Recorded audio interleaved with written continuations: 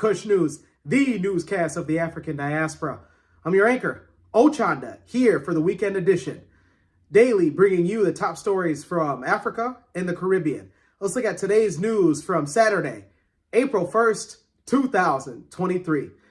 Let's go to Mozambique. The after effects of Cyclone Freddy continue to affect Mozambique. The cyclone displaced some 184,000 people as the country faces its worst cholera outbreak in more than a decade. International organizations and representatives from Mozambique speak from Maputo. They state, while the cholera outbreak regularly occur in Mozambique between October and April of every year, with more than 21,000 cases and 95 deaths, this is the largest outbreak in the last 20 years. For example, Manica province bordering Zimbabwe has not seen a case of cholera in the last 15 years. Mid-March, Cyclone Freddy damaged 163 health facilities in the country, raising health risks. An international organization representative detailed the fatality rate and commended the work of health professionals. One health professional stated that luckily the case fatality rate for the cholera treatment center is below the threshold of 1%, which means that we are able to save lives. 8 of the country's 11 provinces have been affected due to the results of Cyclone Freddy, with cases continuing to rise. The first vaccination campaign was launched in February. A new one kicked off Thursday in the eastern city of Quilemane, targeting 410,000 people. Cholera is an acute diarrheal infection. When severe, it is characterized by extreme watery diarrhea and potentially fatal dehydration. Those in Mozambique and the surrounding areas by Cyclone Freddy, let us know what's going on. Let us know how us here at Kush News can spread more awareness and get the right treatment to you guys. Let's keep going and let's go to West Africa, specifically Senegal. The Senegalese opposition announced Friday that they postpone demonstrations scheduled for Monday, April 3rd. During the political trial of Ousmane Sonko, the opposition aiming for Macky Sall's presidential position. Tensions were high in the country, citing board consultations and contacts with senior members of defense and security forces. The opposition announced through the news in a statement. Almost simultaneously, the prefect of Dakar has banned the demonstration of Monday in the capital for risk of disturbance to public order, according to a statement sent. Protests in support of the opposition leader have been marred by clashes between law enforcement and demonstrators.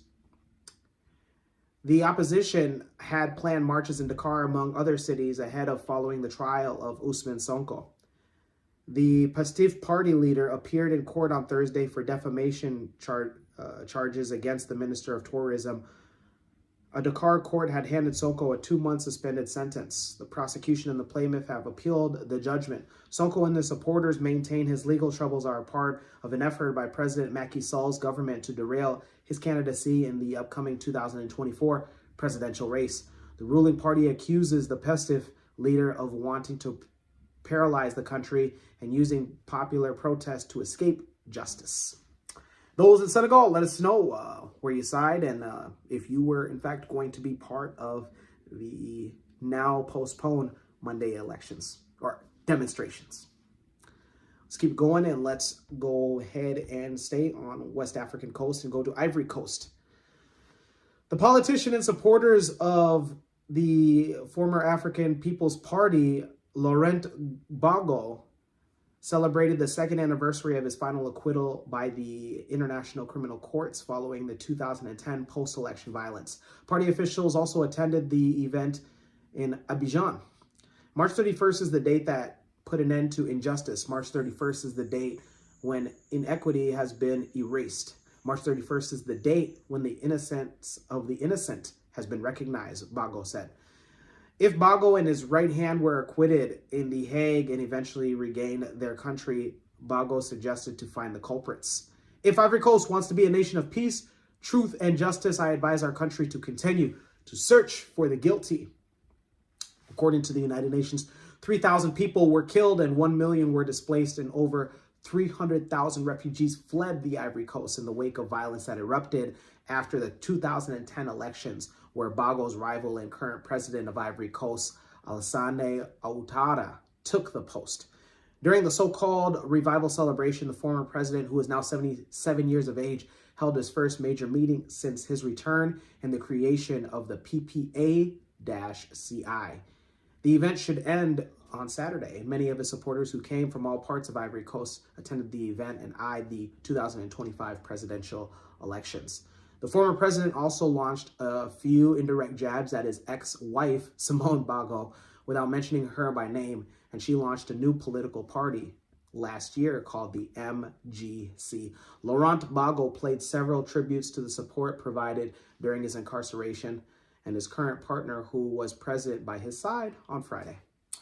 Those in Ivory Coast, let us know where you stand, as well as do you feel that justice was indeed served and have the guilty escaped prosecution and accountability?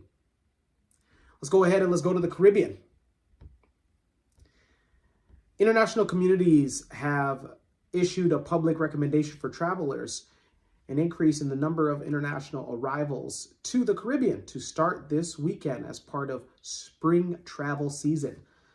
An official stated that with the arrival of spring and numerous travel experiences across the Caribbean, there is an anticipated increment in the number of international arrivals to its airports, as well as private vessels entries into the islands in the West Indies. We ask travelers to be aware and ready to avoid long lines and inconveniences at airports, and warrant boaters to report their entries by sea into U.S. territory. International communities, among other things, stated that travelers should be made aware of the requirement travel documents for the countries that they will be visiting, as well as identification for re-entry back into their countries, such as the United States.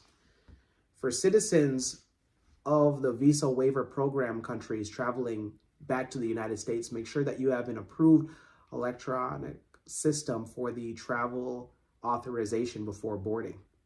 Knowing these things bought abroad for personal use, such as gifts, may be eligible for duty exemptions. If you are bringing them back for resale, know the difference between prohibited merchandise and what is restricted merchandise.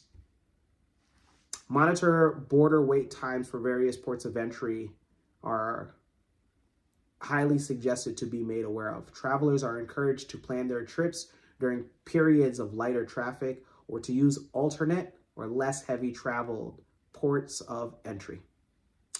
Those in the Caribbean, let us know. And also let Kush News knows when we can go on a spring break. You know, maybe we could take some time to cover some in-depth stories in the Caribbean, in the West Indies. How about it? We end today's weekend edition of Kush News with, come on, somebody, anybody, hurry up before, the African proverb of the day. And it comes to us from Ethiopia. That's right, ETP, Lion of Judah. Let's go ahead, and it reads, where there is no shame, there is no honor. Once again, where there is no shame, there is no honor.